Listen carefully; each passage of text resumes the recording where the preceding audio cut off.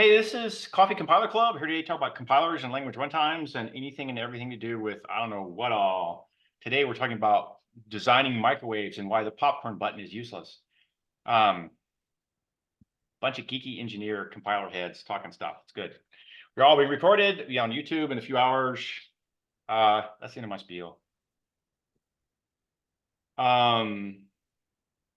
What do we got here? I have a short update on Ecstasy. I had great fun this week hacking away on it.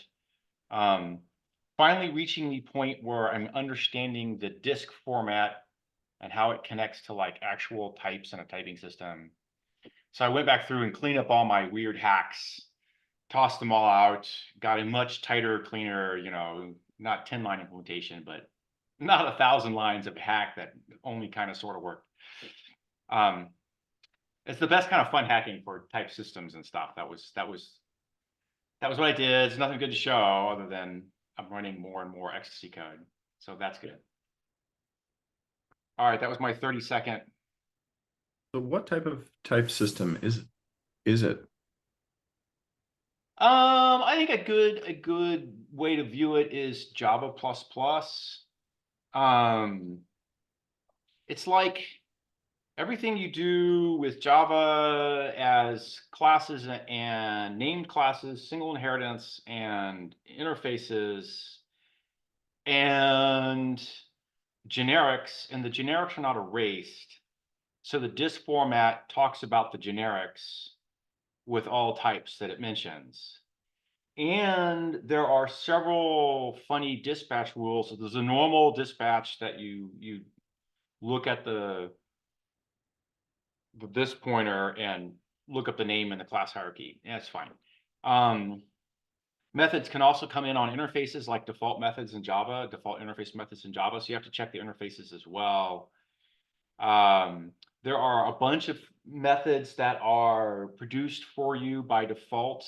I guess Scala does the same kind of thing. So if you don't say you have a special equals, then you get a default equals that does a recursive default equals on all the fields, as a for instance.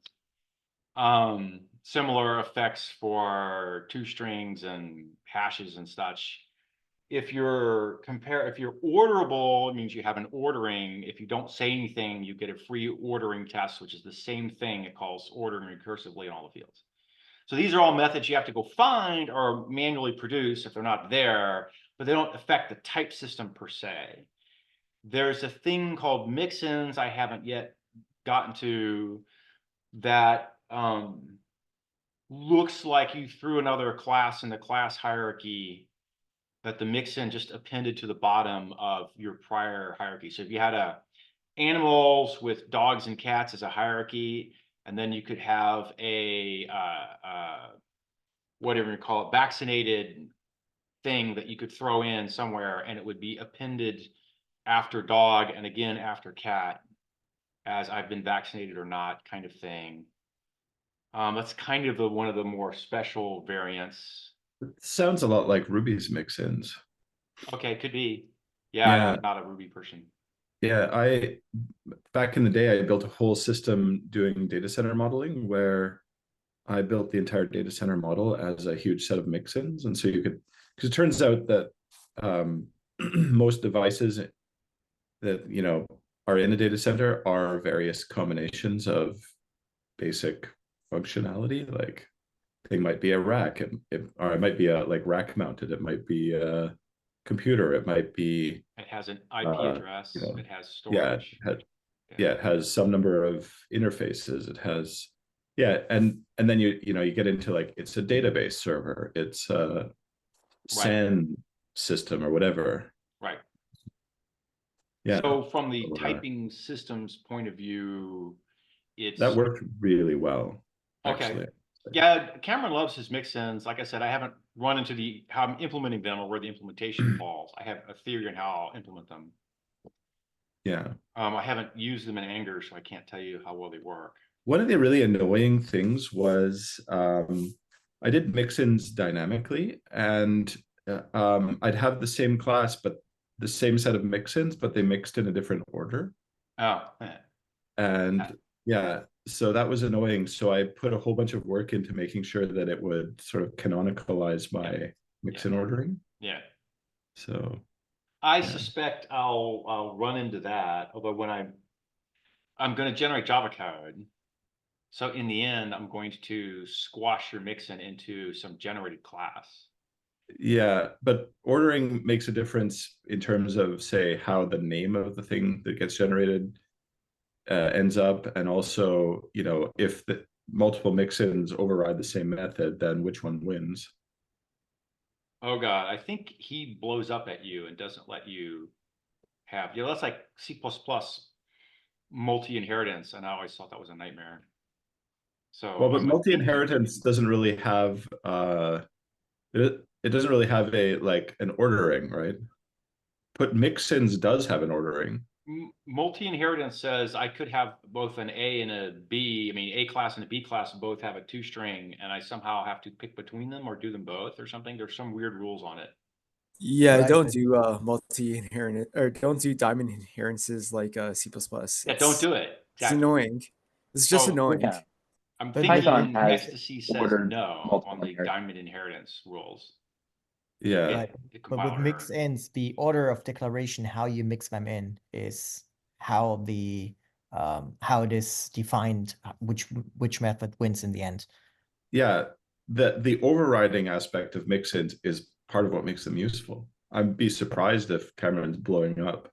Ordering on over- mixin over mixin as opposed to ordering the mixin always overrides whatever parent. That's fine. This is the Right. normal class. There's some But you base can imagine classes. having a mix-in that makes your string representation, colorized or something. And so that now it's like it might get your two string and it replaces it, which might be a low level thing, and it might actually call the previous mix it, like, call up the two string chain, and then yeah, so you end up Finding with it's useful to stack mixins overriding the same method in some order. yeah. The problem is, Okay. and my use case was weird because I was saying, oh, I built this whole system where I can define types of things, and the user can even define types of things and say, I've got a new type of thing, which is a smart rack. So it's a rack and a computer. Fine, I don't care. You can do that. But you have um uh yeah, you just can't predict how they're gonna decide which order to put things in, and someone else might define We'll it in the ask wrong him if he order. shows up. Yeah. Because that'll impact what I end up doing, but I haven't got there yet. Like I said, I'm still getting Ruby to the used to point of use this for doing middlewares. So if I have my API and I have a timing mix-in and I have a logging mix-in, depending on the order I put them, I am or am not timing my logging. Yeah, exactly. Okay, fine. No, that My one. favorite example of one of those was we had a middleware on one of our servers that was checking the content type and would format an error for you. That's like, hey, you tried to give me YAML for a thing that only took JSON. But because we had a stack of middlewares, the output from that format ended up on the format side of another call to Ruby's format. And because Ruby's format strings can have arbitrary code in them, if you set your content type to brace brace arbitrary Ruby code brace brace, it would get executed on the server. I'm not going to defend Ruby's design choices here. Sounds confusing. Uh-huh. Let me take this We string found it and because just, someone was using this feature of our server to mine Monero. yes, about to say it sounds like a security hole. There you go.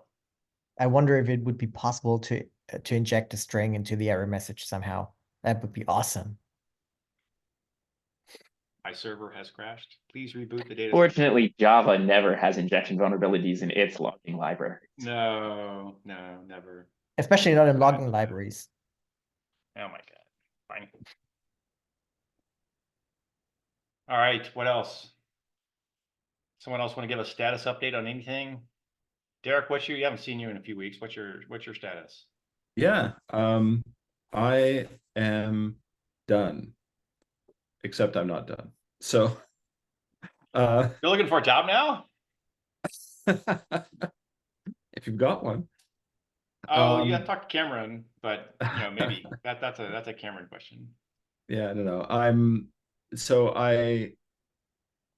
Well, so our hardware is constantly moving forward, right? So I was building a compiler to write Python code so you could program our first chip that we released like a couple of years ago. But now there's a new chip, and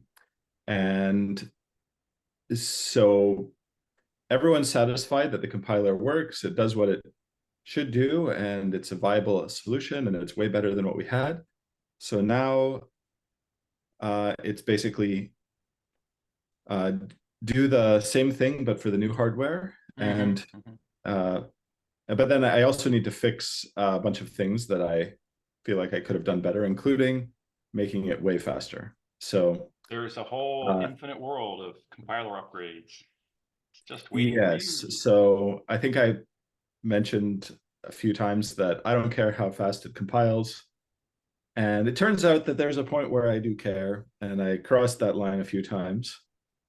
I've always managed to sort of, do the minimum to get back across that line onto the right side of it, but it's very close to the line anyway. So I need to sort of Well, do anyway, it's kind of fun. So I'm doing a design revision now, and then I'm going to have a whole huge project ahead of me. But I actually have now one person working with me. Ooh, there you go. And probably that'll grow. And I'm Okay. going to have to teach people Clojure and teach people C of nodes and teach people all sorts of things. So it's going to be fun. Point your new guy at the simple project. Oh yeah, I have. Okay, and we would love feedback. Okay. All right. Yeah. And yeah, I'll tell him to contact you, and he can join in here if he wants. Oh yeah, sure. Okay. I'm right. And if he wants to hack on simple stuff, that's also cool. Yeah. Okay. Well, we're kind of we're making reasonable progress with that simple project. We're basic functionality and loops just went in, and we're debating between doing memory effects like arrays versus function calls like printf. I'm super happy that loops are in. I need to look into it because loop optimizations were the one thing that I didn't do in mine. Yeah, so in the first iteration, it was actually okay not to, because most of the code I was writing was straight line. But in the new one, there'll be more loops. So I would imagine more important. We're not doing much loop ops either. No official loop ops, and it's just people's, and we don't have any memory effects. So the biggest win you get out of hacking loops is to haul memory ops out of a loop. Yeah. I guess you get conditional tests if you have safety checks in a loop that you can pull out.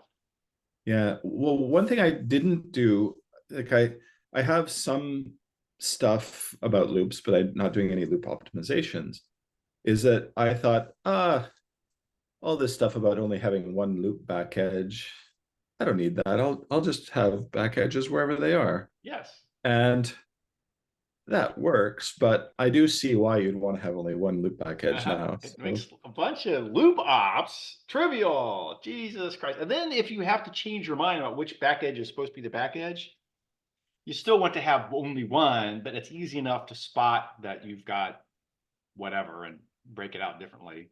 The usual one is people have a bunch of continue statements in the middle, and effectively you get one back edge for every continue, and probably the earlier ones gate pretty quick and spin, and you want them to be declared a loop.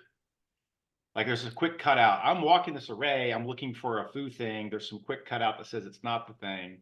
I just say continue and I keep going. Well, you get an inner loop that says spin just looking for this, and it's completely loop invariant for every other part of the test and the process and blah, blah, blah. And that's can be helpful. Yeah, exactly. I ended up with this sort of crazy code that would count continues and breaks and figure out which edge was actually You going back, a winner. all this stuff, so that I could identify part of it was just so I could identify infinite loops, Yes. so that I could put my fake, Fake you know, branch, never branch. the fake branch on the end, so it wouldn't disappear into the void. Yeah, yeah. And yeah. We're not doing fake branches for infinite loops yet. So we ran a fuzzer on it and it pulled out a bunch of infinite loops that caused issues that we've sorted out piecemeal. You have a Okay. defer in your language that no matter where the function exits or no matter where the loop exits gets run? I'm sorry, do I want a what in the language? Defer. Oh, Go has had some luck with start your function, allocate a thing, defer closing the connection. And now you know no matter how this thing gets returned from, it goes away. right. And in C++, we use destructors for that. Is a scope-based, always run. Very helpful. The goal of simple is to teach C of nodes. It is not to be a syntactically marvelous language or a fantastic to use language. So it's about as plain Jane as you can get right now. We may add syntax useful features like defer at some future date. And if you want to pile in and add defer right now, you totally can. We don't have any function calls. It's all one compilation unit. It just starts code at the beginning and runs till the end. That's the current semantics. To do a function call, we need a function call first. That needs to happen as well. That's on our list after we do call outs to like printf. We'll be doing function headers. And then there's debates like, should we inline as a people optimization? Yeah, probably to demonstrate how you do it, but that's future work. So we'll do, I think we're deciding we're going to do arrays. I may throw in a printf only as a cheap fake special syntax for a function call. And then we'll do arrays, and then we can do shit like count primes to 1,000,000 and stuff like that, like more reasonable things. You got no arrays. They're limited to things you can do with no arrays. Or no memory at all, no structs, no arrays. I can tell you if a number is prime by doing the brute force divide by successive numbers and things like that. But there's a lot. Yeah, you tend to want at least as many data types as awk. Yeah, check 3 to the square root of it all the way until you're by 2. It's like, what? This is horrible. Yes. I think I wrote a Newton's square root method in simple. So it can be done. Wrote one recently. Maybe that was in Core A. But yeah, the limits. So arrays. I think of that as and recursive, printf. but I guess it works fine iterative. Say what? I think of Newton's method as recursive, but it works fine iterative. No, Newton wrote it. Well, I believe Newton wrote it iterative. I've only ever seen iterative solutions. Fine. Which I guess the one I wrote in Core A was, you're right, recursive. Here is But you're not doing the sieve of Eratosthenes yet. Not till we get arrays. Not till you get arrays, yeah. also it's better to multiply the check number by itself than to take the square root. That's like the key thing there. And anyway. No, I'm sorry, you don't got a square root. Yeah, exactly. So you just multiply the number by itself and compare that, and that's how you check if it's the. You multiply your guess by itself, And then less than or equal to. Prior and divide by 2. You average the 2, and that's the new guess or something. There's a thing that goes on there. You have to look up Newton. It's actually really simple. No, I mean for the primes, you don't need a square root for primes. No, right. No, yeah, you have to go. Yeah. You can. No, I'm waiting on primes until I get, see if I get arrays, and then that'll be one of the easy first cuts. Printf and arrays, and we'll give you list all the primes to 1,000,000 under our bad C of nodes executor. We have a C of nodes executor, direct execution. It's about as inefficient as you can imagine that would be. I've got so it schedules. How does it schedule? Oh, it does the brute force bad thing. I have to go pull up the code and look. It was done by one of the other guys, Amelia, and we've run it a few times. It's in our test harness. It works. I believe you compute something. Once you decide that somebody's got a new control, you start from him. Everyone who can be reached, all the fees take the value from the corrected control edge. And then you roll changes forward until no more changes happen. So just go straight forward. Which means you end up redundantly doing all computations that don't end up in a loop. Like everyone that comes out of a loop, you'll end up doing them too. then once that computation settles, you, So it's not and it's the memoized. data computation only, you move the control node, control token, featuring net, move the control token forward to the next point. If you're on an if, it'll take out for the true or the false side. And then after you take the control token one step forward, you then push all the data values as far forward as they can. Right. Right. Yeah. So you just walk all the pinned things for that. Yeah, and then if somebody who's not pinned takes a change on his inputs, you propagate the change forward. Yeah. And then you could imagine doing that breadth first instead of depth first, because depth first is not actually, it's not the semantics, you have to do breadth first. So if an add sits here and you've changed both of his inputs, the walker hits this change first, hits the add, decides he's updated and walks depth first. Later the walk comes over to this fee, he's also changed, he walks to here, oh, the add changed after walk again. So you need a breadth first walker. I don't know what Amelia did there. That's not his name. That's his Discord name. It's like some Nick or something. I should go ask him what he wants to be called on Zoom. I don't know how he wants to be pronounced. Fine. But anyhow, there's a walker for CF nodes. So there's an execution engine for CF nodes directly. It's the semantics I told him to use is what I came up with in grad school like 30 years ago. Not the most efficient semantics. Yeah, fine. I was doing a genetic algorithm to just like testing my compiler, essentially genetic algorithm as a fuzzer. Fuzzer, right? yeah, fuzzer, yeah. And it just was like come up with interesting things, and it came up with something really interesting that doesn't break the compiler, but I'm just going to put it in the code block. It is an implementation of square root, and that is colored for some reason. Wait, it did an implementation of square root via fuzzy? It just found an implementation, and one of my checks was like, this looks a little bit like square root. Really? And for integers larger than 1,000, it's pretty darn close to square root. I'm like, I'm not quite sure how this is square root, but like, Right. I guess L just grows at about the square root of. Let's see if I can find some of Like- Is your fuzzer reading the code to Doom? No, it's writing Lua because my Lua runtime. I added a new backend that's just like C of nodes, but then outputs C instead of machine code or assembly. So it happened to find a function that takes L and I and grows L by about about logarithmically, and that happens to just get you to the square root. You want to share your screen?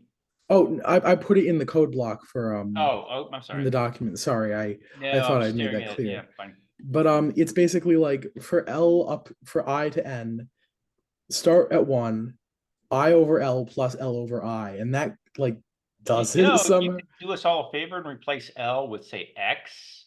Yeah. So L and 1 don't look exactly alike. Again, fuzzers Yeah. decisions. The But fuzzer was having fun. It's all the good. fuzzer found letters that it liked. Okay, there's I over X and X. Oh, that's interesting. And that is for large N square root. It is generally off by 0.75 over X. So if you take X and like do 0 minus 0.75 over X, this is an actually really good square root for large N. It's just really slow because it loops up to it N. does it in iterations, yeah. Yeah, but it doesn't do like any square rooty stuff. It just kind of grows a number by just enough to end up being the square root. And I thought that was neat. That's wild. Generally, this when you do one iteration, it takes X and grows it by 1 over the square root of I, which is just gross. So like, you should ask ChatGPT what this function computes. I will actually. That is my current task. I've become determined.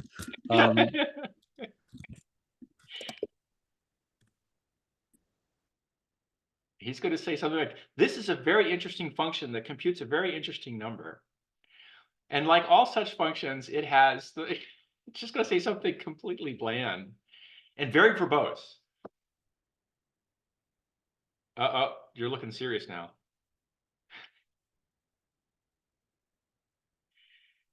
And you have to close your mouth at some point.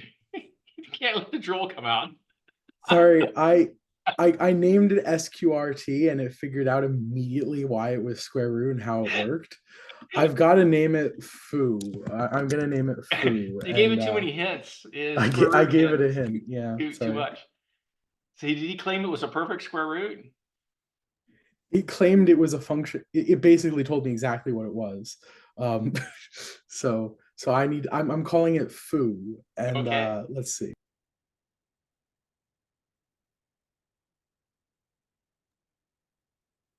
All right, we can't have dead Mike Are forever. you using ChatGPT 4 or 3.5? 4. I oh dear. I think I've never used 4. Sounds like another step in the arms race.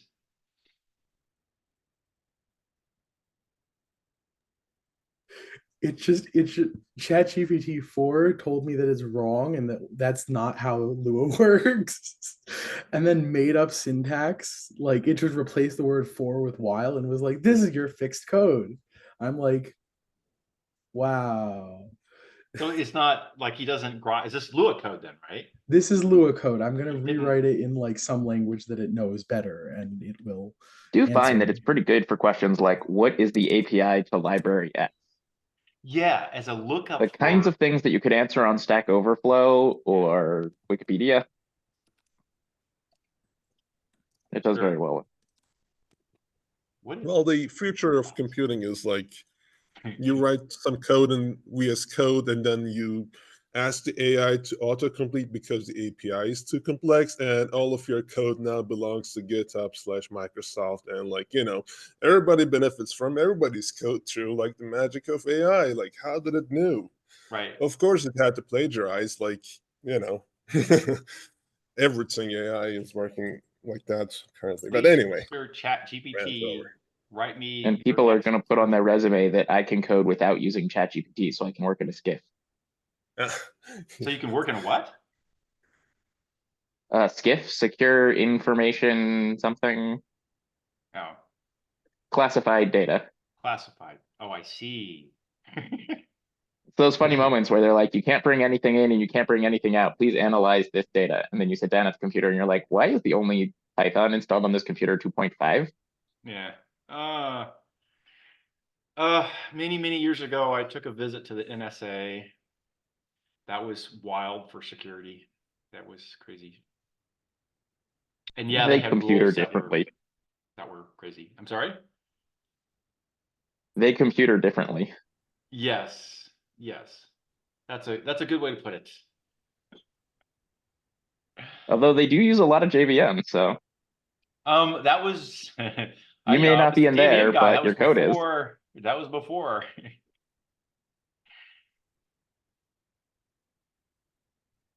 Or Matt shows up. It's always those funny moments with licensing things. JSON was released under a license that said JSON is to be used for good and not evil. And IBM contacted Douglas Crawford and were like, we need you to license us JSON under better terms.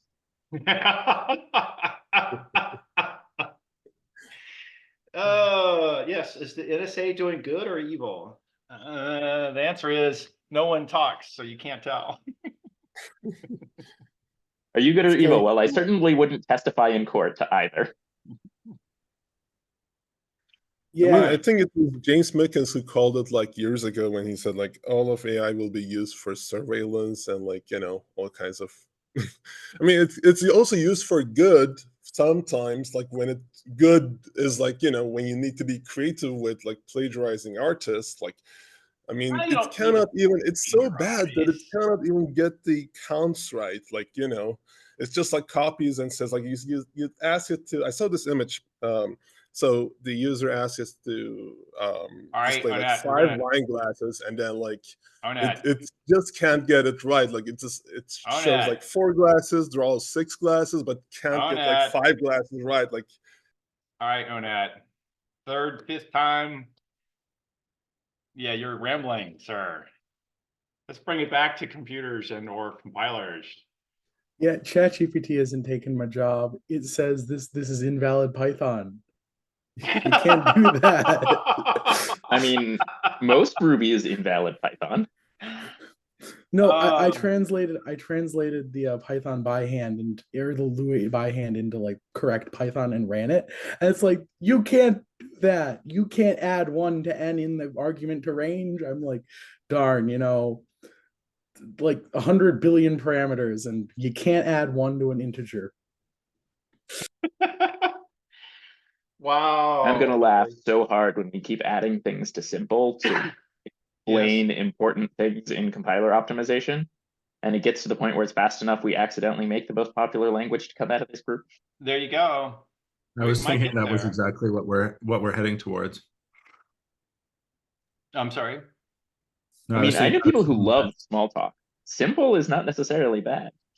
No, it could be fine. I mean, I'm basically going for a headed for a strongly typed C, basically. As I want to showcase the compiler IR, not the language, but a very simply typed single inheritance, maybe we get to inheritance, maybe not. C-like language covers a lot of ground that you could imagine you want to teach in a beginning computer course. Are you gonna accidentally implement Zig? That would require me to be portable, and I'm as portable as a JVM is. So maybe the answer is yes. I don't know. That's not the goal. You Although we can could take compile portably, but can you run portably? well, yeah, it's portable as a JVM. We're spitting out an IR that we're just dumping and doing sanity checks on. We could come to a point where we convert that IR into Java bytecodes, class for yeah. name, and run. It wouldn't be a problem. Still don't have a good sense of what you actually want in an assembly architecture to make it easy to port to. I feel like all the examples we have is the VMs go to heroic efforts to port to the hardware. No one is really saying, okay, what do I do in my hardware if I want to be the optimal? So I did that. I was asked that question at Azul. What would you like to see in the hardware? Well, they had a bunch of stuff specifically for Java that was invented by hardware guys, and I looked at it funny and said, this is a waste of time. Throw it away. So the hardware guys didn't have a clue, including Gil Tene. I mean, he does now, but back then he was like, "Oh, this sounds good." No. Do you have opinions on things like CAS versus some of the weird Yeah. mem set, mem reset, let's get around Right. CAS stuff that ARM does? You could do load, link, store conditional, and there's a few other variants. The JVM went down the path of everyone was supposed to be able to run, every large, reasonable, well-run platform is going to run. So we covered all the bases. If you look at having covered all the bases, what it was, the business end of the atomics, we covered just a handful of routines. So load, link, store conditional, and CAS, but mostly it was CAS. And that was good enough for that piece. And everyone needed a CAS. The industry kind of settled on CAS. So you're asking me new architecture? CAS. Loads and stores with single addressing, fine. The Intel, every other opcode has a load or store also baked into it. We can do it. Wasn't hard. Does it help? Probably not. So don't bother. Standard loads and stores. Given that we're also doing array things, you want to say, here's a base and a register. Here is an index. The opcode tells me how much to scale the index by. Then the math will work out in the hardware.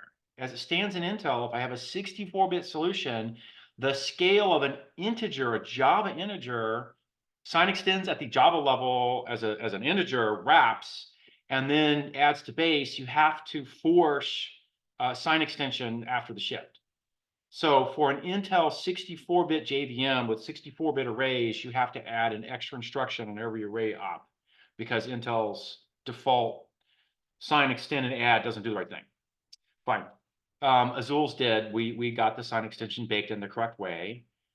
We baked in a read barrier test on all the loads, including array loads of pointers. So you could do a load 8 or a load A, depending whether you're loading a 8-bit long or a 8-bit pointer, and then you get a pointer check as well.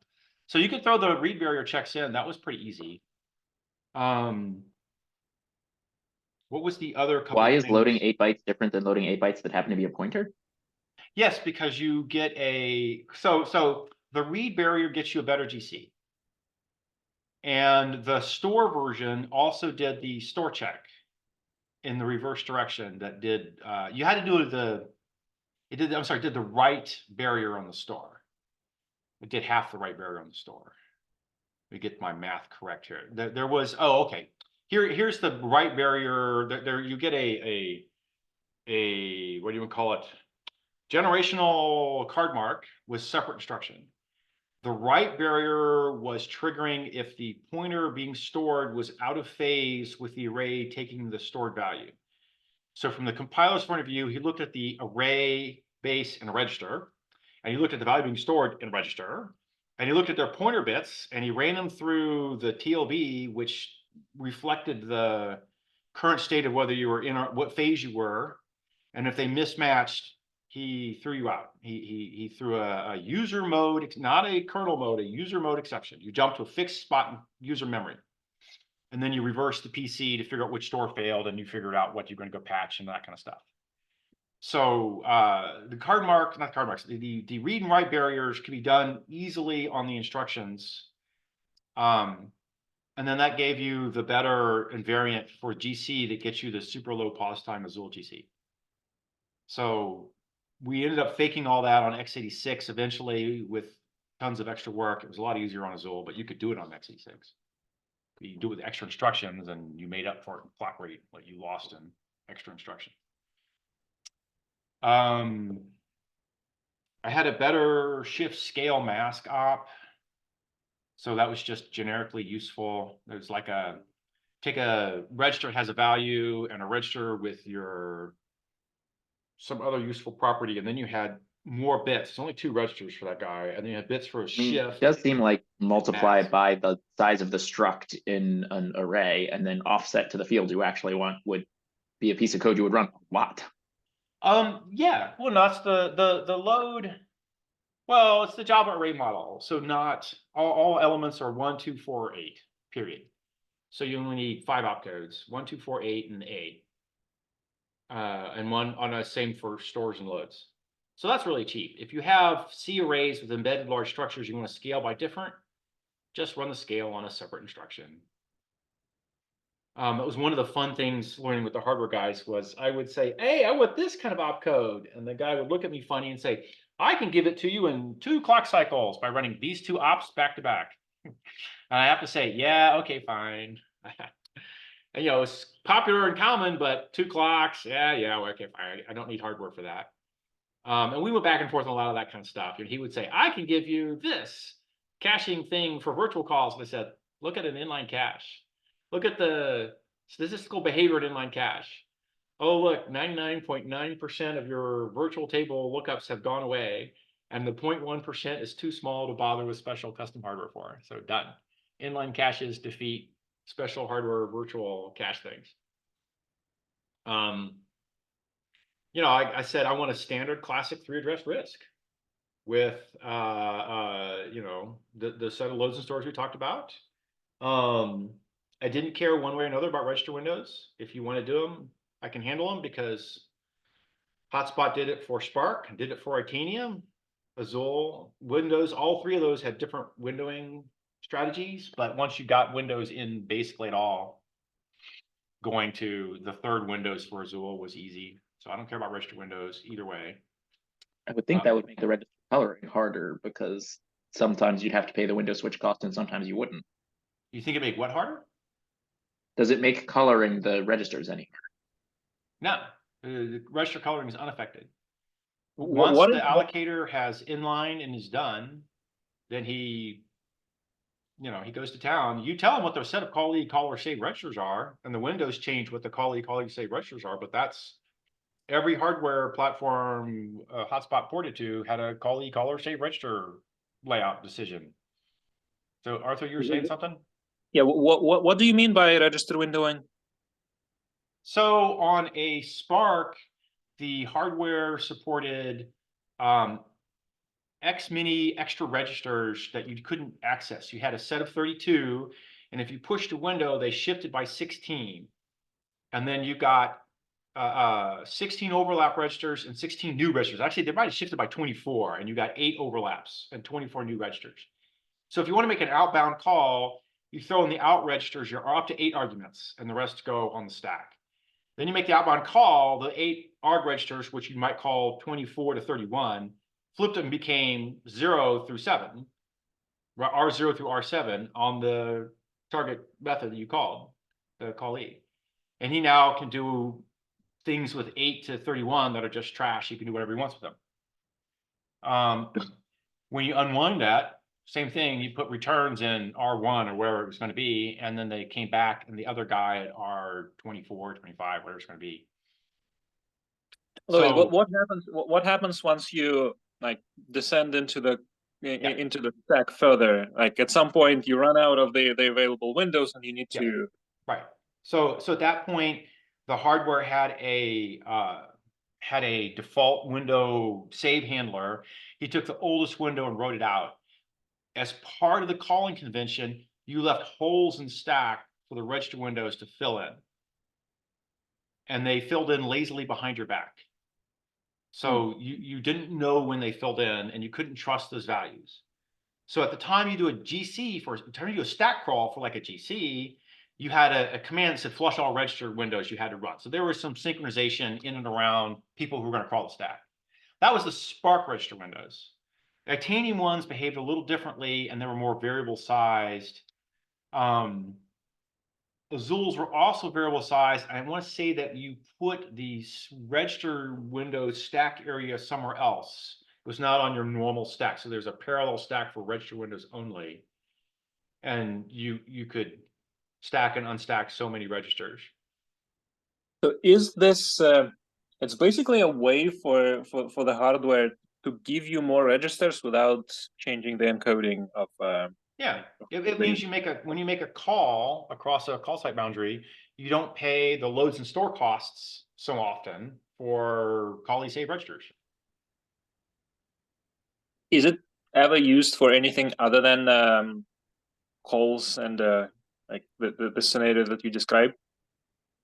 That was its intended usage, and that's what I did in Hotspot for all 3 of those platforms. I believe in Titanium, there was another version of that which used much the same hardware, which did the rotating register file.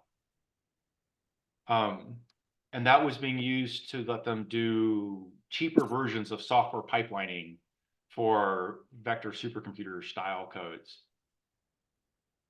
I thought maybe you can use this just for regular register allocation, like to have this option. Okay, I ran out of registers, but I can do this window flip and yeah. So if I have allocated things in my 32 and I've kept some stuff in the low 24 that I know I won't need in a while, and the high 8's not enough, I could push a window, get another set of 24 registers, finish out my loop, then pop the window, go back. That would have been a valid use. I didn't do it. It's kind of an alternative to spilling. And I think it is. That's right. And yeah, across a call boundary, it's also alternative of using a stack. It's yeah. So the answer there is, if you had 8 or 16 registers like the early x86s that I did Hotspot to, spilling was all over the place. Once you hit 32, the count of spilling drops way down. It's there, but it's not where you spend your cycles typically.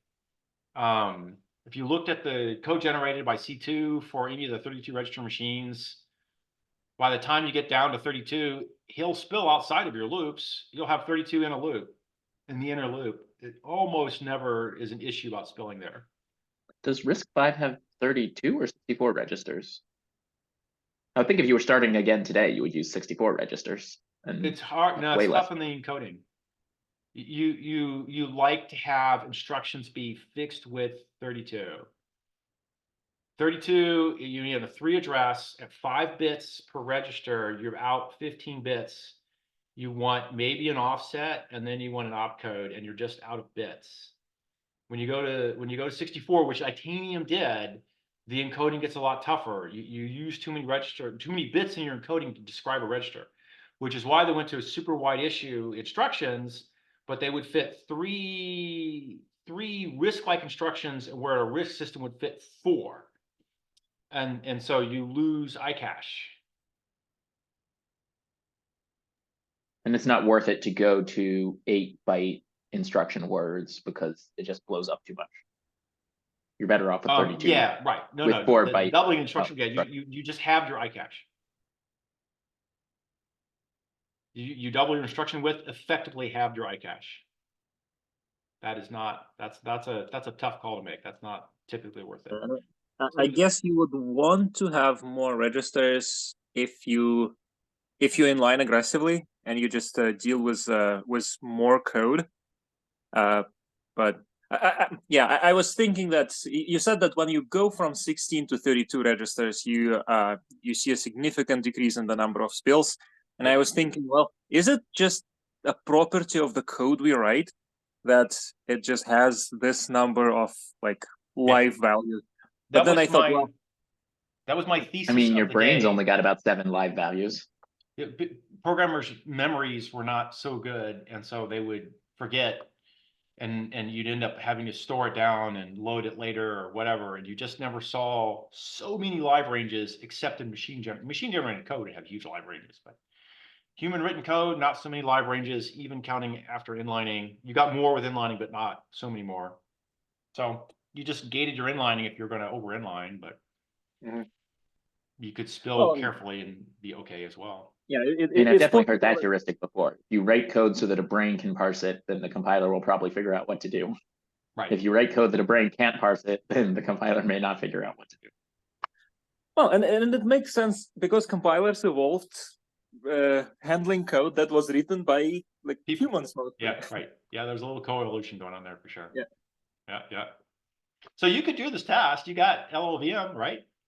Take your Java code, go run LLVM on a standard x86 64, and then one of the older x86 chips with 16 registers, and go count spills in the generated code. I mean, that's all I did. I wonder how much coding styles help with understanding or remembering how you wrote the code. Because I'm just like assuming you don't want to be reading a stranger's code because it's a different domain. It's obviously going to be tougher. But for your own code, I wonder how much your style affects how much you can handle at one moment. I have slowly migrated my style over time, but it's been stable now for close to 20 years. A little new languages come along, I pick up new concepts, and it helps. I read somebody else's code, I don't like it. They read my code, they don't like mine. Fine. That's always a trade-off you end up making. I don't think I ever seen any of your C code because I can probably understand your C code better than I can understand your Java. Go find. I was always surprised how language dependent my style ended up being. Oh yeah, totally. But that makes sense. You got Python, it's going to look different than C. Right. The Go code that I wrote in grad school, I can go back to, and I basically can see what's happening. I had Whereas a guy lot tell of the me Clojure and Scala code is much denser and gets way more done per line. But when I go back to it, it's like Perl. this function is only 9 lines. Why is it taking me 19 minutes to read this 9-line function and figure out what it did? You need 10 times as much comments. You need the same amount of comments per unit of functionality, but your functionality was done in 2 lines instead of 20. So right. I found that my Clojure code was 1/10 as long, but took the same amount of time to read and write. Yeah. Oh wow. Yeah, that could be. I only ever did a little tiny bit of Clojure and a small amount of Scala. I also backed off. I first started learning Clojure and basically used functions. And then I was like, aha, I can do all these clever macros that will make my thing super expressive. And I tried that for a while and then backed way off and was like, actually, that was a terrible idea. It is much better to be able to read the code from the top to the bottom and see what it does. Yes. Yeah. It depends what macros you use, but if you're throwing away all assumptions about how code works, then that can make readability a challenge. I had a guy look at my Python code, and the first thing out of his mouth was, "You're a C programmer." So. Oh, I'm sure. I mean, I can watch. Fine. I've been accused of writing C code in Java all the time, and I write Java code in Java too. But when I'm doing C-like things, I'll write C-like code in Java. Ugh. Yeah, I think he said that because I like to use bit operators. Oh yeah, I've seen you go hog wild. That when I write C code, that happens too. No question about it. I just I can't mean, I think would of like argue how. your billion rows challenge was kind of C-like. Oh, I would too. There were more Memory map things. the file, get long. The memmap get long thing, the unsafe.get long came about because memmap default was doing reverse, big Indian order on an x86. So every one of those memmap get longs was doing a byte order reverse. And then promptly I had to byte order reverse it again, which I was breaking it out into the parts in that way. And that That was just doesn't seem like, like a good oh, use of cycles. don't hurt myself twice. So I flipped it to using unsafe get long, no byte order reversal. Then I had to flip all my shuffles around because they're now reversed. Fine. That was 10% right there. It's like, oh, geez, what the hell? Like, can't memmap default to doing the byte order of the hardware it's on as opposed to always big Indian? And if I had to pick only one for whatever reason, I would have picked the popular architecture of this era, x86. Little Indian? Fine. Hey, see you, Chris. Just for fun, I looked at the 1 billion row challenge of how many lines the baseline was, which was like around 80, and the smallest one that was like less than 5 seconds, and it's about 3 times the size. So 3 times the size can get you like 60 times the Wait, 3 times the performance. size of what? The source file. I'm missing. Bytes of code. So I took the source file of the baseline, which was Oh, the 70. baseline code. Oh, yes. Yeah, and then I looked at I looked at like the top 20, try to find Yeah. the smallest file, and Yeah. that one was 256. Okay. And yeah, Yeah, you yeah. don't have to write that much more to get a lot of performance. Just Yeah, there's big speed ups to be had for writing more sanely. And that some of that's just stupid API decisions. You could make an I API bet, that yeah. you could get that performance numbers out without crazy. My wife's playing with specs. Specs been ballistic. He went to the vet day before and got major, got that particular surgery and rabies shots and distemper and this and that, whatever. And yesterday night they'd warned us about this. He was hallucinating because of the drugs are wearing off. And oh my God, he was just complete ballistic cat. Oh, crazy. Good mostly, but just completely crazy. And then today he's alternating between tired, he had major surgery, and sleeping hard and going crazy again, like, I'm feeling better. And then all over the house and up and down, breaking things. Fine. So wife's home, she's We'll playing say now. that getting good default libraries so that things go fast. I wonder a lot about what the design of something like AA's standard library should be. I'm going to pay attention to this. That And was so a am thing I. that I fought at H2O that I claim I didn't pay enough attention to. Is the usability. I got really great speed and usability. I thought was pretty good. You put this boilerplate in, you have a map call with the headers according to how you want to see your columns. You wrote a for loop and then you went to town. That did not play well with people who grabbed Databricks' Spark, and they wanted to see bulk array operators typically, which is what you got out of Python for NumPy and pandas and the like. And then go optimize Yeah, they that. basically want APL. Sorry. They basically want APL. Yeah, that's apparently what people really wanted. So we kind of lost on the API front. And that was part of the problem. Now we were hugely faster, but also hugely, you had to actually write Java code. You had to throw down this boilerplate. In the heart of the boilerplate, you wrote map, open curly, for loop, blah, blah, blah. That was already too much for the general public. Now we had all kind of people make it go, but not the Databricks numbers for sure. People wanted an APL-like thing. And then that gets you what Java did with streams. Here's a stack set of streams. Well, after the streams are built, we go walk them all, and then we build an internal infrastructure piece that looks like we're trying to do stream optimizations. somehow that just did not turn into performance. So I've written a fair amount of Python, and recently I've been writing Rust. And basically the pattern in Python is always, you just call the function that you want, and it does a lot of allocating.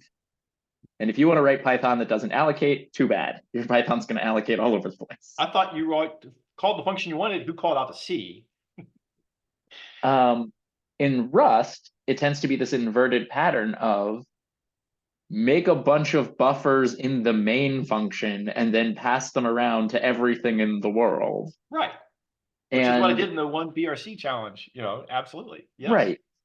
It makes life meaningfully harder, and lots of people just lose the thread of what the compute is actually doing just because you're passing around all these context objects whose whole point is to allocate the memory and have the state. So the ASO solution was in between. I kept the memory behind your back and didn't let you see it or have to deal. But you had this boilerplate that you couldn't dodge because it was Java, although I don't think you could dodge it in Scala, and you probably can't dodge too much of it in AA. Oh, you probably could in AA. And yeah, you had So the trick people used in Scala was implicit arguments. That you would have some context object. Then you would have a function that just grabbed the context object from the function where the function was called, even though you didn't pass it in. So and those would go up and down. With H2O, you said, I have a new Mr. Task, map reduce task, but we all called it Mr. Task. And you passed it the data object as like you would in Pandas or NumPy. And then you opened curlies and came down to map call. And instead, I claim you should have passed in a lambda. And and I could hide the Mr. Task now these days as well. And you would say data dot map reduce of, and then pass in a lambda. And that would be your context object. You'd have to say data, whatever my frame was. I have an array of all the citizens of California and their cars and their car taxes and whatever. Yeah, that certainly sounds less bad and more readable than the way you did the billion rows. Yeah. It seems like you're saying that passing objects around by the compiler behind your back sounds like a good idea. And you have no idea how many times people tell me that's a terrible idea. I don't like that. Yeah, I watched people do that. I'm like, I don't, yeah. Yeah, everyone is telling me they want to manage their own memory. Like, what if they want to manage my own memory while they're using Java? Like, it was just really weird to hear people say they don't like automatic memory. Right, because what most people want is to not think about the memory management until they have to, but then when they have to, be able to do something about it. I don't think I ever known someone that wants to do something about it except for C++ programmers. And like, C++ I've programmers had Python projects I was working on that were slow, and it was like, okay, in order to make this fast, I need to pre-allocate all the memory. And the answer was just like, no. If you want to do that, you have to not use the entire Python standard library or package ecosystem, because that's just not the way anything thinks. Yeah, that's unfortunate. Is there like a reserve on arrays and such? I tried to write some sample code, what I would do now with H2O like things.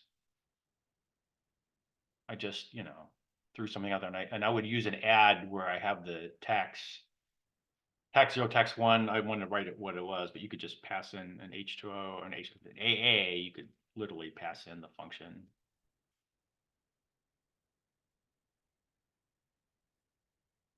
And then something like that. And then I could distribute and scale out. This didn't have the for loop.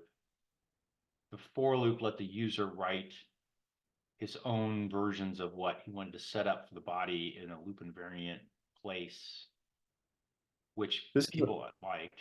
Sorry, go ahead. This is a lot like the closure reducers library. Yeah, right. That's what I was headed for. I mean, not specifically closures, but somebody's sensible reducer library. Somewhere else in the world, you might say, I have a function that was big and complicated. So let's do the example of calculating max, min, average. Oh. Because average requires you to carry some state up and down the tree. Oh, no, right. That's another reduce thing here. Oh, let's see here. Da, da, da, da, da. And I have well, you're going to get a hash table, which I haven't thrown in yet for the BRC. And then you're saying, can I go write this code in the middle here? I call it work. I made a hash. The hash table was keyed by city name. What's the right way to do this here? And you got a work object out, which was a data thing. And the data thing took, so for every row, I'm expecting a function here that takes a pair of things, a string for the city name and a temp. And I want to say something like work dot, put if absent. That's not right. It's compute if absent, whatever. I don't have the right thing here. Whatever. And then he wants to say from the city, and the compute, if you get it, is you're going to take a temp. And I guess the temp's already available outside. And inside here in my data object, I'm going to say, oops, let's go down the line. Data dot sum is plus equals temp. Here, I'll do sum here this way. No, hello, Google. Hello, there we go. Da, da, da, and data dot count plus plus. That's going to be your sum and your average. And, data dot max equals max of data dot max and, temp. You could probably shortcut that a little bit as well. And here's your min. Min, yes. Min, as a code editor, Google Docs sucks. And that's the end of the thing you do on the put if compute or put if absent, which then needs to end here, which ends the entire thing. And then I want to say for the So reduce essentially your call, Lambda gets called with every record and mutates the global data object. let me make sure I get my parens balanced here. I need another one, and then I can comment. So say again. The Lambda gets passed in each record as you're going. Yes, and I'm putting And a then MapReduce so I can mutates a run global data object as it goes. the only global data object here is my hash,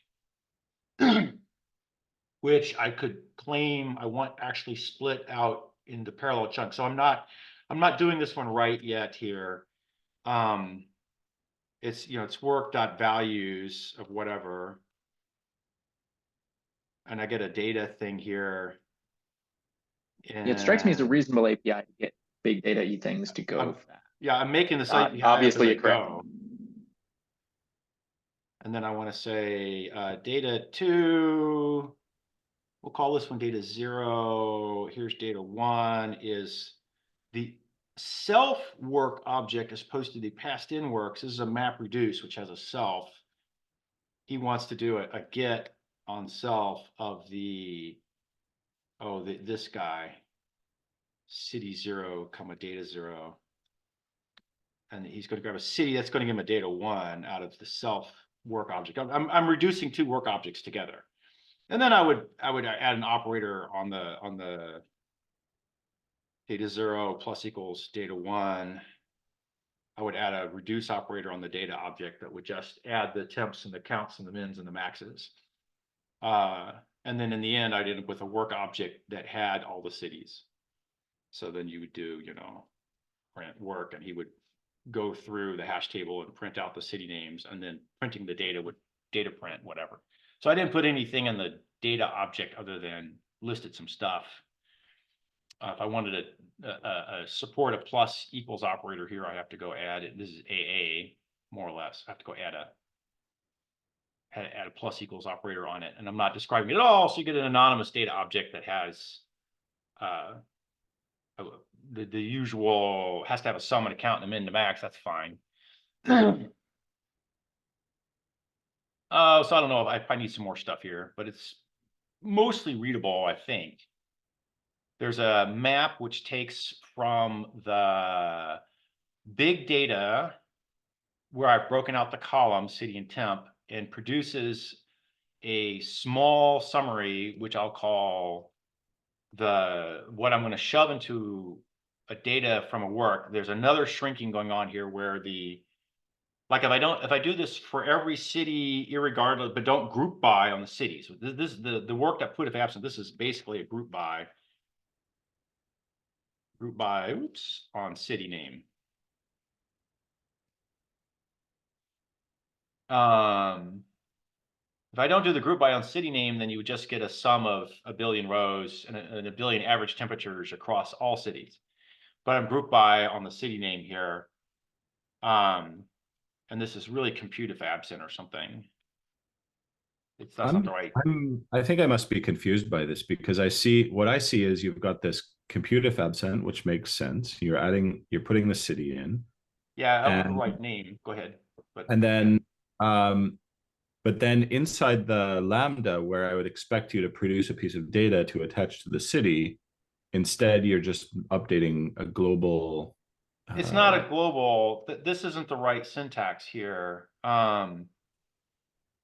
We could. Is the data that's at data.mr the same data that's data.sum inside that block? Oh, I'm sorry, it's not. Let me change names. You are correct. Data would be the data I read from the database. And that's fine. I need another name for I'm accumulating per city. I want a per city data dump. Okay. You know, I might call this temp record. Call it temp rec.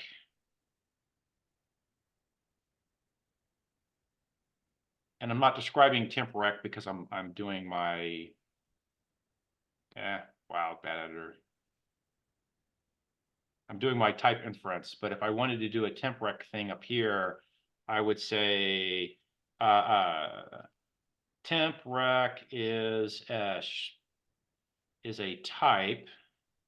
So this is an instance of a type. So temp rec is a type which has, oh geez. Hello, Mr. Google, thank you. And as a type, it has a sum, a count, a min, and a max. Okay, now here, temp rec is a type, temp rec, and I'm getting one out. So the hash is from strings to temp recs. Wouldn't there be a temp rec, since you're doing plus equal obviously exists already, wouldn't there be like, I would imagine that, you know, in this compute if absent, you've got, you know, city, comma, open curly, arrow. I would think on one side of that arrow, there would be like a new temp rec. Well, so I skipped. The compute if absent was like, oh, I'm expecting to get a city and a temp rec. If it's absent, I'm going to say new. And it's going to be empty. Then I'm going to add my bits into it. But like, don't you have to, like, where does that name come from? That's, I guess, what I don't understand. This temp rec here? Yeah, like how is it just like I was shortcutting you. You want me to do something like this. Yeah, I mean, or you know, I don't want you to do it if there's some way that you can explain how you can. Well, I was working out how I would do it on the fly, so I'm making up shit as I go. So I surely have it wrong. Okay. All right, now I'm inventing new technology that's actually not hard to get to. One of them is I have functions who have a this pointer baked into them, although not in this context. So maybe I couldn't do it here. I have to say temp rec. So the value side of the pulling out of the hash table here. So I'm going to change work to table.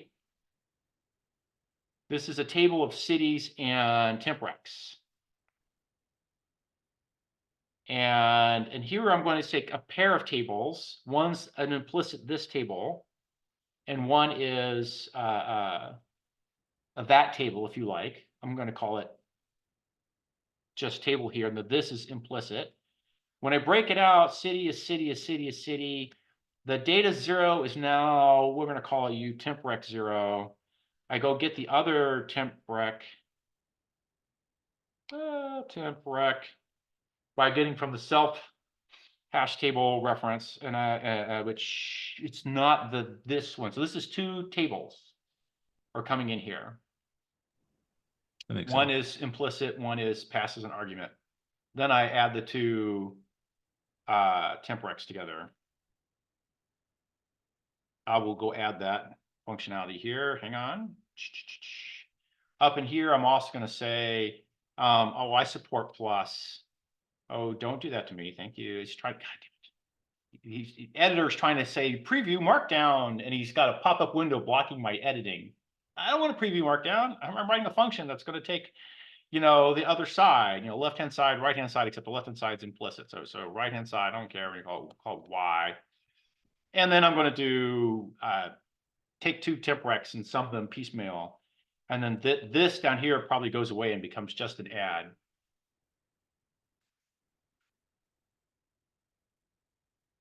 No, By the way, have you ever no, it tried, doesn't. Yeah, it's a separate speaking of things popping up and being annoying, have you ever tried using one of those AI assistants while you're coding, like, which is I just watched things on the fly as you're typing? I swear I watched Primogen, who are the Prime guy. I watched somebody who was funny online use one as sarcastic, and it was just miserable.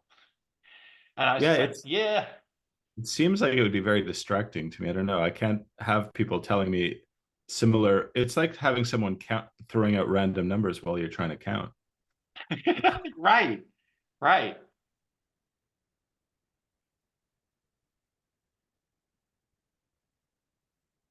But maybe I'm just I mean, old. as they get better, they'll be introducing subtler and subtler bugs. That's Yeah. exactly. How about this? How about this improvement? Yes. Right. All right. So this is a little better completion here. I could probably come up here and add another version here. We can make this life a little easier here as well. We'll do this. Whoops. Okay, didn't pop up on me. Y arrow. Okay, we'll change Y. Hello. We're temp. And I'll say sum plus equals temp. I'm just gonna move the code I got down in the work loop up to here. Count plus plus. And then, min and max would be the same thing on temp. Go away, back, go here. And this is temp. And this is temp. And then this becomes an add of temp.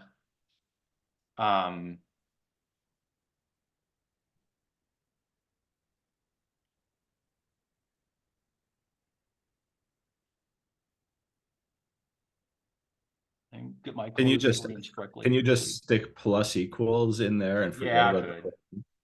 I haven't got there yet, but I could. Yeah. Yeah.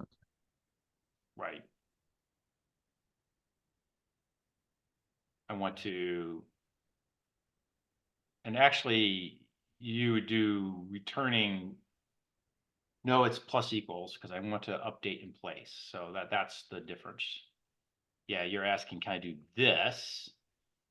I cannot currently do this in my AA parser, but I probably could get there. That's not a big jump. And Yeah, it reminds me of then- the fold left stuff I've seen where it's like your lambda just keeps getting called with aggregate record, and you add the aggregate to the record. And it just runs down the whole thing, folding it up. Right. Yeah. That's what I'm doing.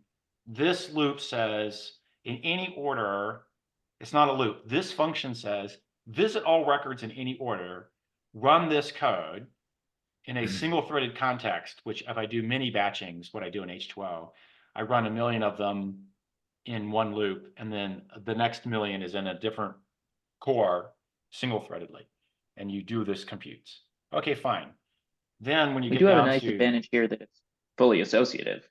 You could use the model of make a record for each row of the data, where But total you're is the data, max is the data, min is the data, and the count is 1.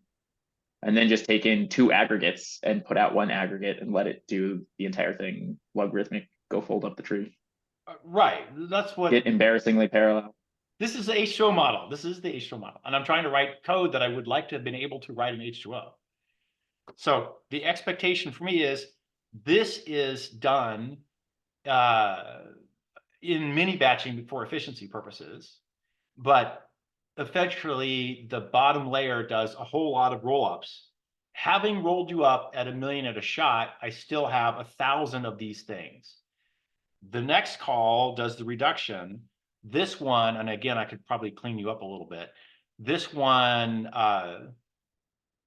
does logarithmic rollups, taking a pair of finished tables and converts the tables into sums two tables together, and then does it logarithmically in a rollup until you have one top level table in the end, which is the original table I started with up here. So I probably claim I should be passed in the original table. And then the table that happens down in here has to be the one that's getting passed in a local context. I have to look at what I did here in H2O. I did a little bit of thing in H2O, which, depending on how you declared table, it was either per mini batch chunk or it was per core node in the cluster. So I basically need 3 functions: the init me an identity table, fold one record into a table, or combine 2 tables. Right. And I need to know that your tables can't be run concurrently. So I had in H2O, I had tables I could run concurrently, but there was efficiency if you did it too often. And, non-blocking hash map. Except that was only on one node in the cluster. It wasn't on, to go cross cluster, you still had to have the reduction. So you still need to roll up with 2 tables, even if the table was per node, because you had multiple nodes. Yeah. This for loop here in H2O, we had shortcuts that said add all. That you would just say, do the this and the that and add all the that into the this.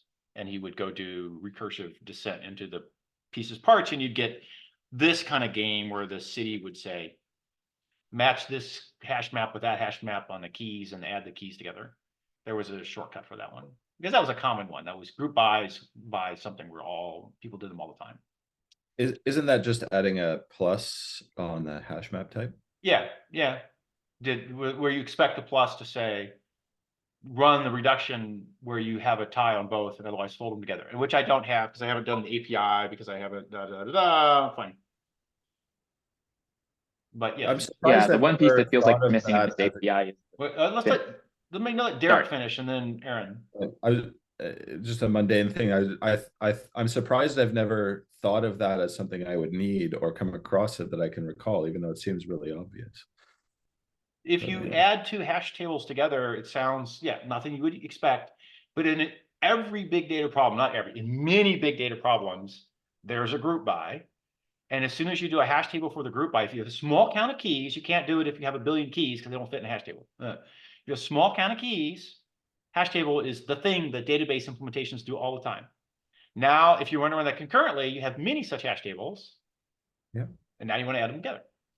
So it happens as soon as you do, say, big data, you get combine 2 hash tables. So it's a thing. All right, Aaron? It looked like the finalize was the piece that was missing. I usually see init me an empty thing, merge one thing into the aggregate, merge 2 aggregates, or take an aggregate and give me the final output. So that's where I can put my code that divides the total by the count so I can spit out the average. That's down here. So copying from the H2O model, there was an original single hash table that gets the final result. In the in-betweens in here, this table gets replaced with various thread local table instances, which I don't have the right syntax in place for, but that's the goal. This version of things folds multiple tables together. Oops. This guy here, reduce tables together. The fact that that's the thread local table makes me want to take it in as a parameter to the Lambda. I did right here. Yeah.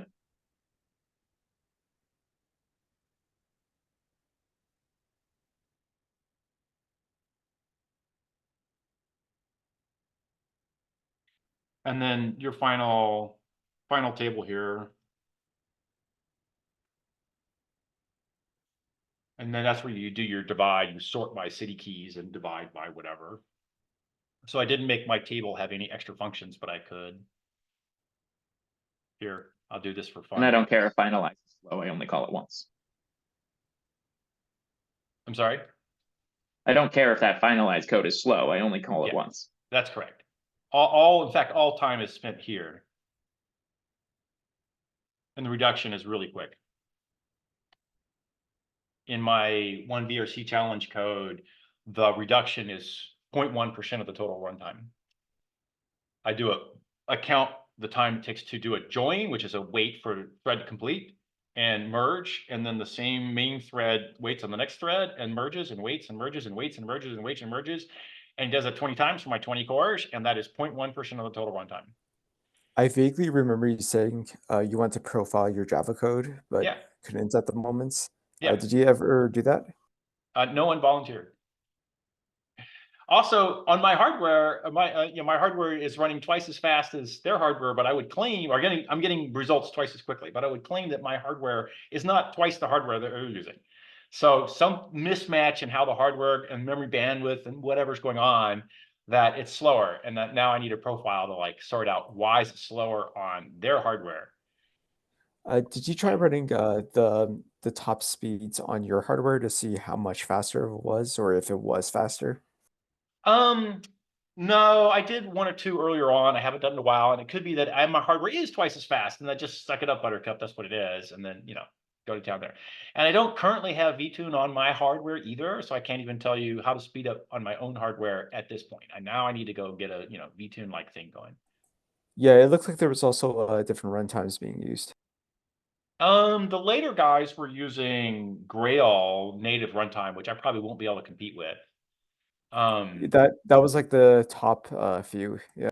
Right, but I'm now sort of down a few, and I think there's more to be done at the Java only layer. But like I said, I need a profile, fine.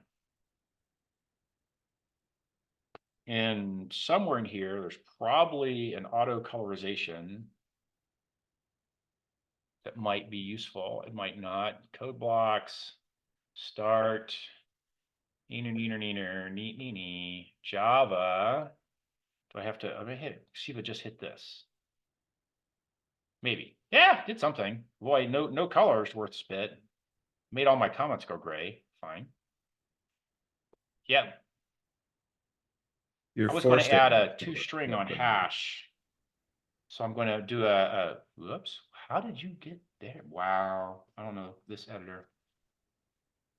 So here I am doing a extension.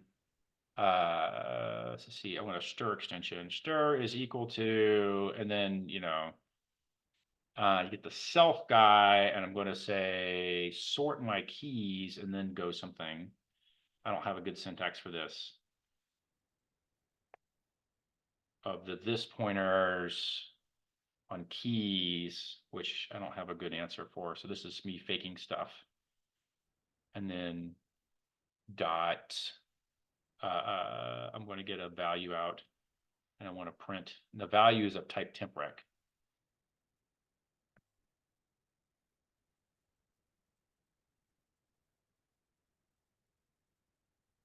And then I have to go make temprex have a pretty print. There's something there that says when I go call toString on my table, he calls this. So this is overload syntax. Have it. You're a plain normal hash table, and also you support a string override that's not the normal hash string. And this one tries to sort keys. I don't have the syntax correct, and then prints the records in sorted key order.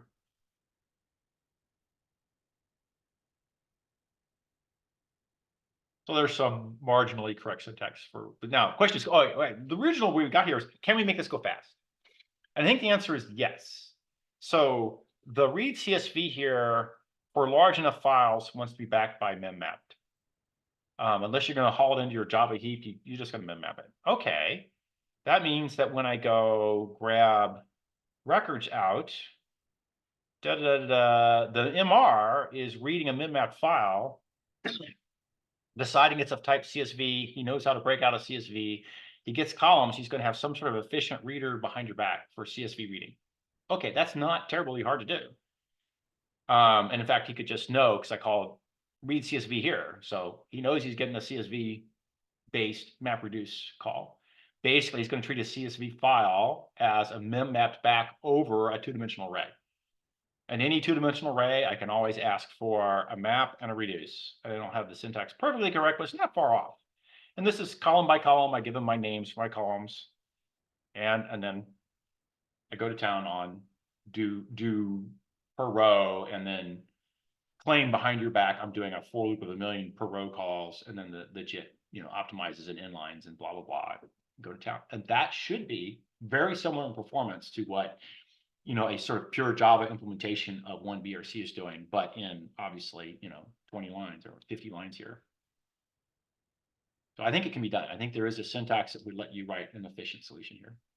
Same solution could happen in Java with a little bit more work. Somewhere up in here, I'm going to say data.read CSV. I'm going to do the data CSV thing as a subclass of data. And it's going to treat it like a two-dimensional table. It's going to have a map reduce call. He's going to be backed by mmap if it's big, and if it's small, he's just going to suck the data in and turn it into, a two-dimensional table. And then this API does the same thing. Somebody, boy, all kind of stuff lighting up here. And I got a coffee club from a dude who's trying to join. You received, but you didn't join. Okay, fine. New guy thinking about coming in, hasn't made it yet. There you go. So I think there's an API that would be useful for people doing data science in Java that's not there. That's what Databricks is trying to accomplish, and maybe they're doing it. They did it with Scala. Same kind of attempt at an API. So it's out there. So Go's philosophy is basically to give you a bunch of coroutines. I wonder if it would make more sense for someone in this pattern to just have a work list that was kind of baked into the language. I do a lot of work In the same way that things, JavaScript has its event loop. You're just like, oh, this is me throwing a bunch of work on the work list, and some number of threads will pull functions off and clean things up. Right. Or if you want developers. For these jobs where the work is known ahead of time. So I read a file. I can tell the dimensions of the file. I know how much work there's to be done. A work list isn't necessarily the best answer. You know how much work there is. You want to pre-slice and dice it.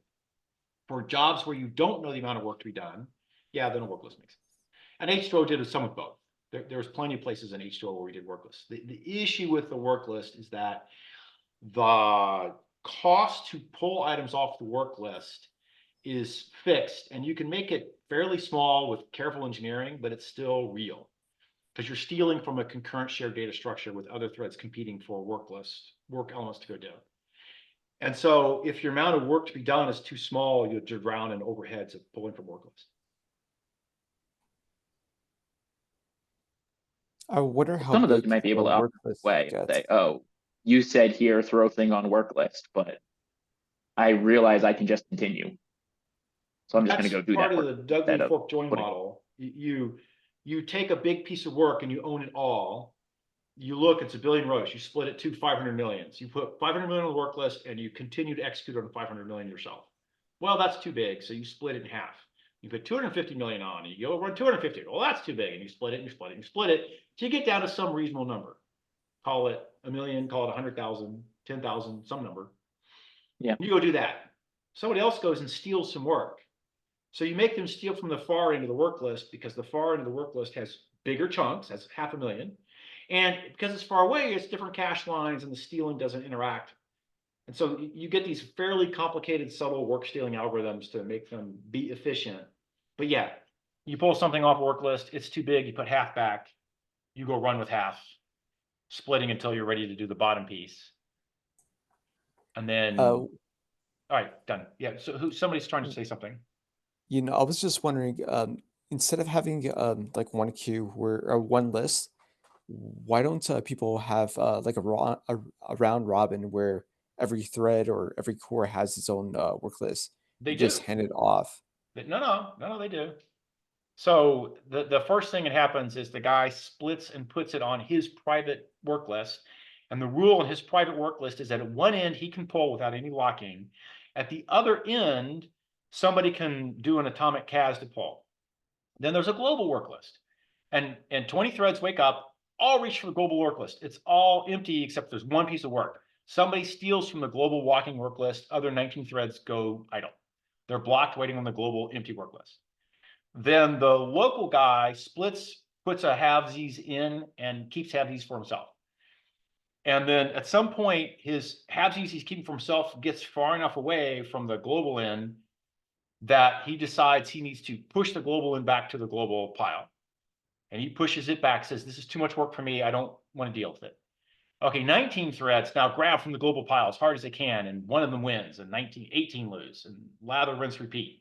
After a while, the global work list ends up with lots of little things, and less big things, but mostly big things. Every local guy has a pile of local work. And when his local work has too much, he pushes some of it back to the global. But on his local side, or he lets the global go steal from him. That was the other way it went. I think maybe Doug Lee's version, the global steal from you. But you have to be stealable, so you have to inform the global work list thread that you can be stolen from because you have extra work. But you have a free end of your work list pile that you do non-atomic updates to push and pop small chunks of work. So yeah, there are multiple work lists things. I don't think I ever heard of anyone explaining the implementation, because this sounds very reasonable. This, if you ever do anything in the land of fork join, anything workless stealing algorithms, yeah, these things come up all the time. Workless stealing algorithms been around a long time. People got them well tuned, but it's not, they're never trivial.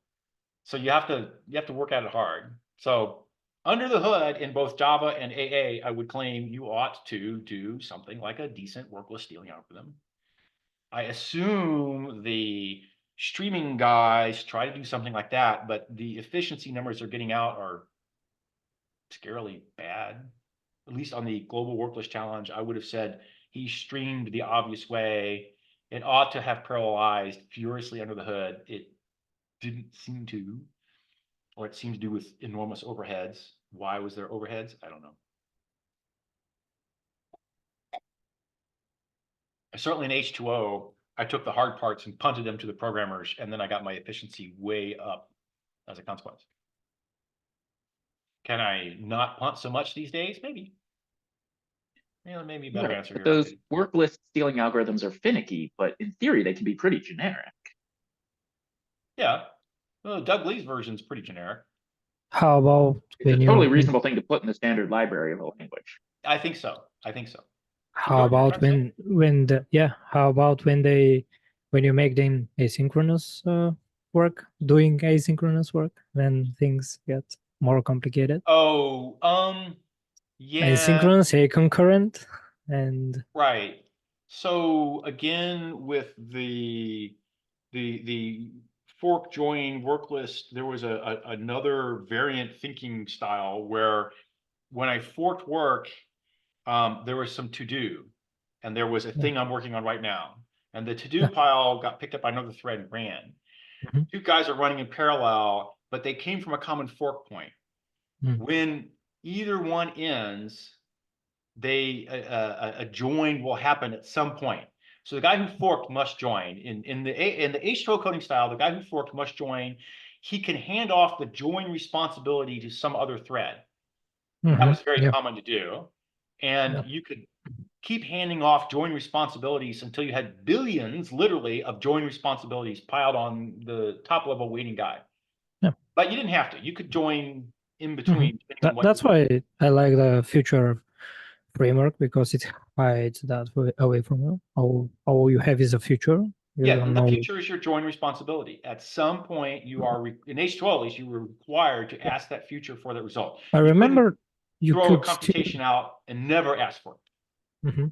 Yeah, so you could still some of the threads had a queue, so you could steal their work from the that was the global work stealing algorithm. Yeah. So that's all implemented. The point of what I was making with the fork join asynchronous was that the fork join was exactly what was going on in MapReduce, but we had other patterns that weren't hierarchical logarithmic fork join. They were more random, if you will. But whoever forked had a responsibility for a join. And the way that was handled was that eventually the future work had a bit that said I'm done, and the join guy had a bit that said I'm done, and those two bits were kept in the future block. And as soon as both bits were done, the future had returned, and then you would carry on doing whatever came after you came back to the So- asynchronous call. Why not a callback to when Callback was in the code that followed, was exactly the code that followed Mhm. the fork point, the join point. So the fork guy said, I come here, I fork, I got two pieces. Yeah. Two pieces are going to run, and then I'm done over here, but there's a callback for this guy. Well, instead of a callback, I just have his code here that he says, I wait on this guy, and then I run this. Now, who runs this code might be in another core. It didn't have to be the same core. That was your callback. But you wrote it in line, but when you hit the join point, the thread running might be out of there and not actually ever run that code. And the other, and then whoever's the first man back ran the code. And that required you to do some boilerplate work, which is effectively a callback in Java because you can't write callbacks in Java sensibly. So you had to do some boilerplate there. But that's how it was. It was basically, it was the only special trick was because you were required to join, there were no dangling, waiting things that had results that no one ever saw or never got around to, and you were required to. Yeah, the more Okay. tricky things for the future is where you execute the callback. So if you don't want to switch to another thread, you want to the callback to execute it in the same thread, to saving a context switch. So the more problematic. Don't go to efficiency when you're designing the API here. So, yeah. The more You want to run the same thread because you don't want to deal with some sort of synchrony issue, but the cost of switching from the core running in the callback, and he can do the callback code, but running the fork piece, but he could do the callback code, is probably less for him to go ahead and just plow through, CAS the bit in, say, oh, both sides are done. I'm now going to do the callback in the same running core is less than the overhead of switching back to the other core. Yeah. So in this kind of frameworks is the problematic thing is how to size the work in order to know the switching dominates. Yes. So that's the problem. Yes. And in the H2O model, I got the work size from the data size. So I knew it up front, so I could size it reasonably. So you can calculate the parallelism and the concurrency up front, like something like up front. Yes, there was some reasonable way to do that. There were places we did things where it was harder to know. And sometimes you didn't get a good answer. Yeah. So, but that's mostly, yeah. does bring the computation kind of sort of deterministic. If it's non-deterministic, we forced determinism. If you forked in an order and you were going to join and combine, if you were in the MapReduce framework, the reductions were guaranteed to happen in pairwise order according to the forks. They could be completely out of order between unrelated parallel forks. Like if I fork twice, I fork once up here, then I forked again. These two could reduce in any order from each other, but these two reduced and not this set and this set. Yeah. And that was so that we got deterministic math out, even down to the bit level accuracy. Yeah. And that was true across clusters and everywhere. You had bit for bit reducibility independent because we did reductions in order. And it was cheap and easy to do reductions in order. So fuck it. Yeah. So be deterministic where totally possible. And it was very easy. Cool. I won't say very easy, but it was easy enough to go arrange to be deterministic there.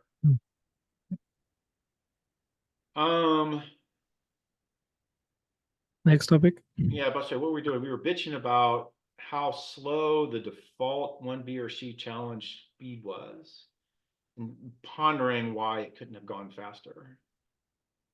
Okay, yeah. It's also getting on. Someone have a topic, or I'm gonna I'll call it. We'll say short time, but it's a good one. We'll see. Maybe this one will be a short one. So we love fuzzers. So we test a lot of things using fuzzing, and at this point, we generate relatively simple programs, and we want to extend our fuzzing to something that is more similar to like large-scale applications. And we've been thinking what we can do is that. And my overall idea that instead of generating Java programs, maybe we should take some existing large Java application and fuzz inputs to that application so as to use it kind of as an amplifier of randomness.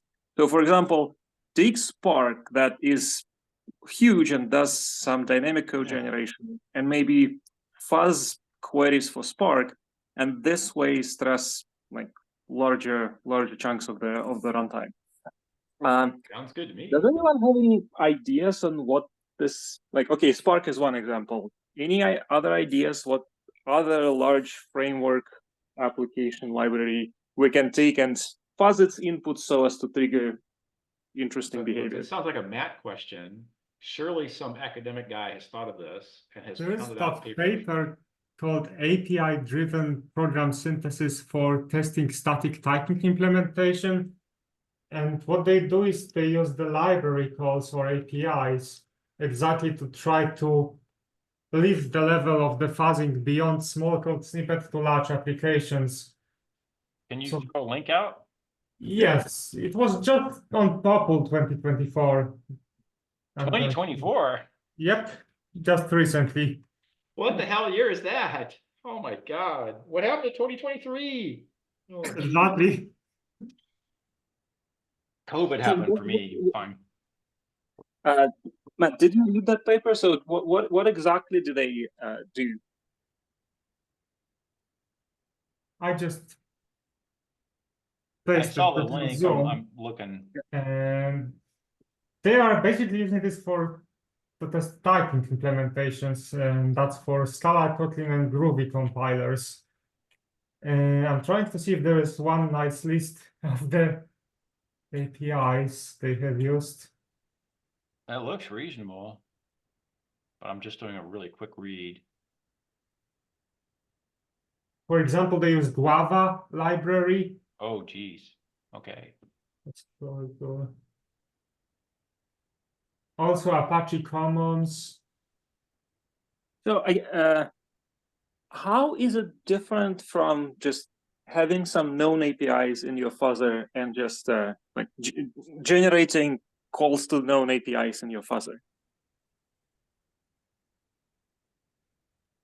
I think that's kind of the idea.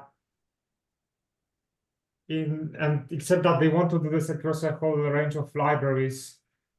The closest I think is they say in table 1 they selected 10 libraries. XML, Google Guava, Apache Commons, Assert, J, Mockito, and standard libraries for Groovy, Kotlin, and Scala. I guess there's the implementation work of actually being able to generate reasonable calls to those APIs. So it's not something that's going to be complete nonsense, but something that you can actually run. The details of how they did that, I would have to look into the paper. Oh, it gets pretty thick pretty fast in the middle parts here. Yeah, so what we do is we have some JDK APIs that we generate. That's a good question, whether what we generate is actually meaningful. I think the APIs we use are simple enough that we don't have to be super smart about it. But yeah, I think if the API gets more complex, some care needs to be taken so as to make the call meaningful. And I think the idea of using different libraries there, that's on the surface, but we don't do this. We only do this for the JDK. And also the practical advantage is that those test cases, they mentioned they could be something like a dozen lines of code, but that actually covers, when you consider the whole depth of those APIs, what is happening internally, you may be covering thousands of user-written code, thousands of lines of user-written code that way. It's just the test case that exercises those APIs is very high level. So then as a compiler engineer, you also have less to debug if something goes wrong.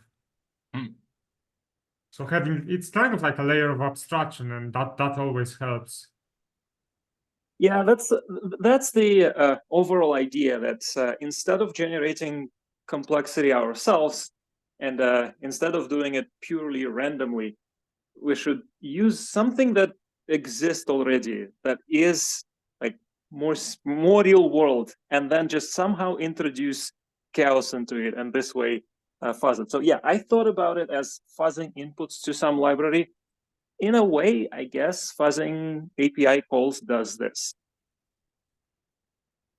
Yeah, I'm reading toward the end of the conclusion of the paper. They have some fun things.